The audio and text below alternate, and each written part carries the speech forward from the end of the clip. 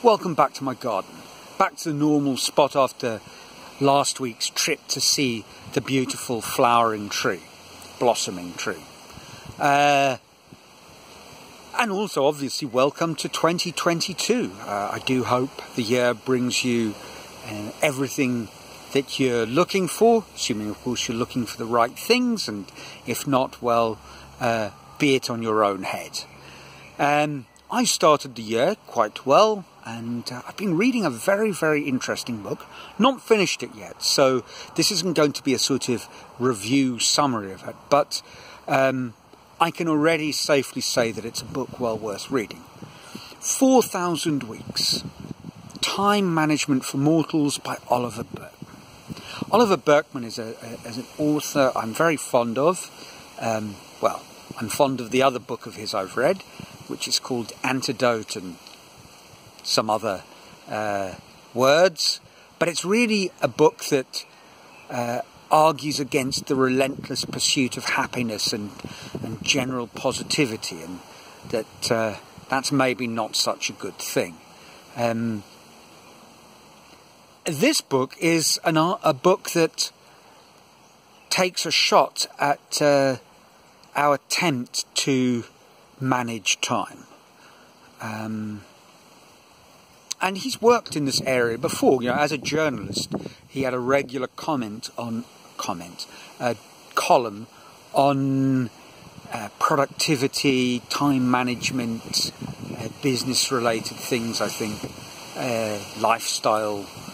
And he confesses at the beginning of the book that he's someone who has been comes from a family that certainly does value its time, but he so far, I'm about halfway through, he's taking a very interesting look at this topic. And one of the things that grabbed my attention was about a third of the way through. He makes the point that whether we like it or not, we need to settle for things. Now that is a phrase that really doesn't sit well with me. I suppose when I was growing up, the idea of settling for things was kind of like settling for second best, or settling for a conventional life. It's all very well having fancy dreams and ambitions, but you need to be realistic. Settle down. It's not just all about having fun and enjoying yourself. So, settling didn't settle with me. But of course, it's a word that we can interpret in so many different ways. And I don't think really Oliver's suggesting settling in the sense of you need to just accept your lot in life, and it's probably not going to be very much. I suppose one could use a different word, and as I say, settling is used in so many different contexts, but I think what he's talking about is we need to eventually make a choice. We need to settle on something. And funnily enough, I came across an idea quite related to that, and I often find myself saying this. I don't know if it's serendipity or just that once you start reading one thing, you somehow get drawn to looking at ideas that end up being related. But I came across someone talking about, and in fact it might not just have been anybody, it might have been my good friend Ali Abdaal, talking about 21 things that he learned in 2021. Anyway, not a bad little video that was, by the way. But he talks about the 37% rule. What's that all about? Well, the idea is that when we're making decisions, and they might be quite small decisions, you know, what to have for lunch, or big decisions like what career path to follow, or who you should marry, or buying a house, you know, things like that.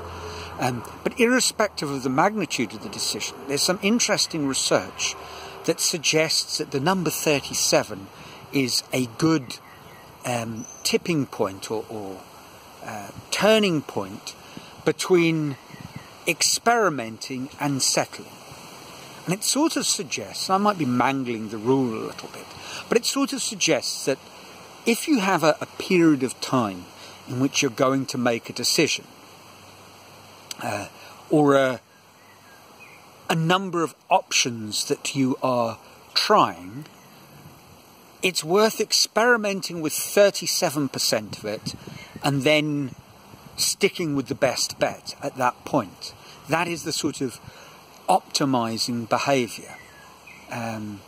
So imagine you give yourself a year, you have a year to find a house. Then I suppose in this sort of scenario, he would suggest that you would spend the first 4 months just experimenting, visiting houses, honing your criteria. And then at that point, the first house that you come across that is better than the ones you've seen before and meets the sort of minimum criteria is the one you go for. Or perhaps, if you're thinking about it from the perspective of finding your life partner, and you sort of say, I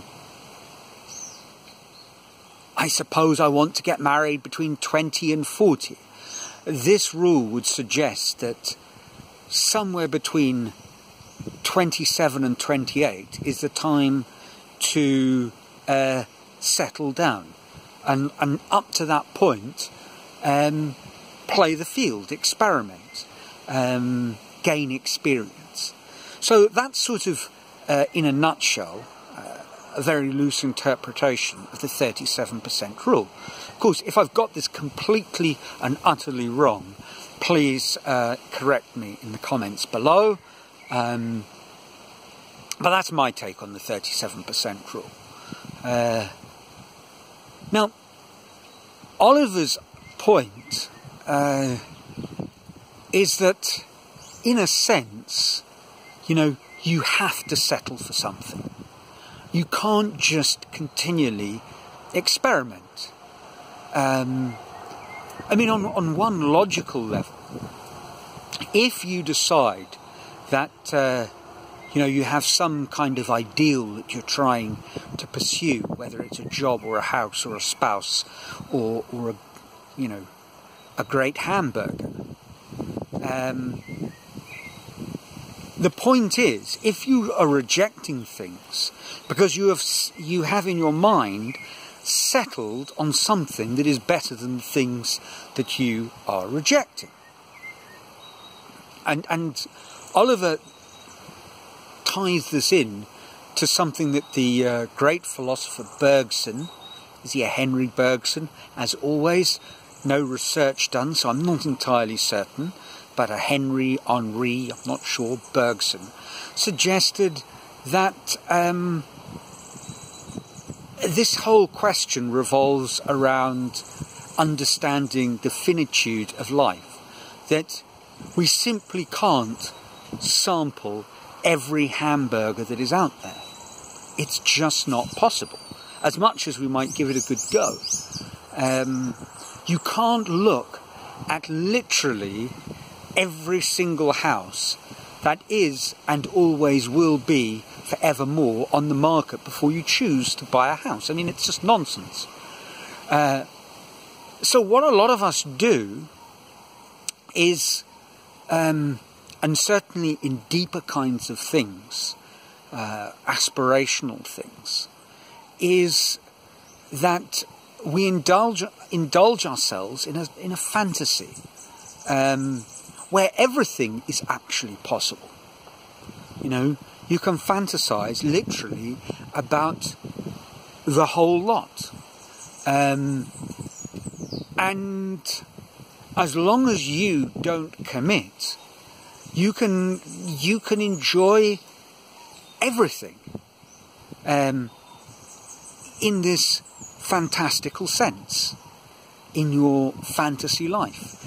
And this is actually what I guess Oliver's talking about, that with a lot of what we're doing, we spend our time pursuing something that is better than what we have.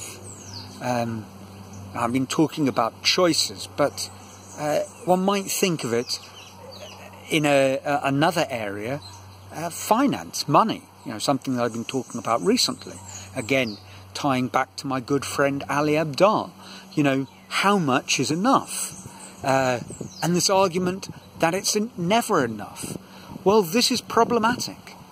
If you are continually pursuing more and more and more, you never actually get to enjoy the present moment. Everything is always for a future time. And actually that decision to say, well, this is enough. Not this is as good as it gets, but this is fine. I'm going to enjoy this in all its splendour for what it is. This really frees you up from all sorts of neuroses and anxieties and fears and doubts and misery. Now, as I say, I'm only halfway through the book, and this may be one that I'll want to look into in a little bit more detail in the weeks to come. But for the time being, I guess the point that my big takeaway is that continually striving for more and better is, and I agree with Oliver, is at the heart of a lot of the intense dissatisfaction that people feel with their lives in this moment that we're living. Whether this was true before, well, that's another question. But you might ask me, how does this sit with this whole idea of that I'm very fond of, the Socratic idea, I believe, of pursuing a dream that you can never realise, or in general this idea of mastery. Surely settling for something is counter to that, but I don't think it is. For example, when I look at my sculptural idea of pursuing a sort of a vision I have in my mind,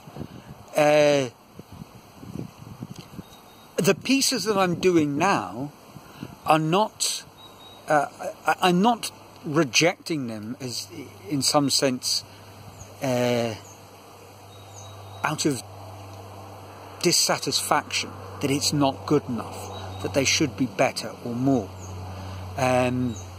This pursuit of mastery is rather, I guess, it's a way of seeing things with fresh eyes every time. That you've learned something, and based on what you've learned, the next thing that you do, the next iteration, is something that will be different, and that you can build in the lessons that you've learned and the insights that you've gained from everything that you've done up to that point. But you might do that in a settling context. So from that point of view, well, I have settled. I've settled on, I guess, making wire sculptures. I've settled on figurative themes. And certainly for the medium term, I've settled on the statue of David as a sort of classical ideal of figurative sculpture. So the two are not incompatible. Oliver Burkeman, that's it for this week. I will keep on reading, and perhaps there'll be twists and turns in the 100 pages I've got left to read. But be that as it may, as always, I hope this video finds you well, that your life is filled with joy, that you're healthy, and the year's kicked off to a good start. And until next week, from a sunny Brazil. Ciao.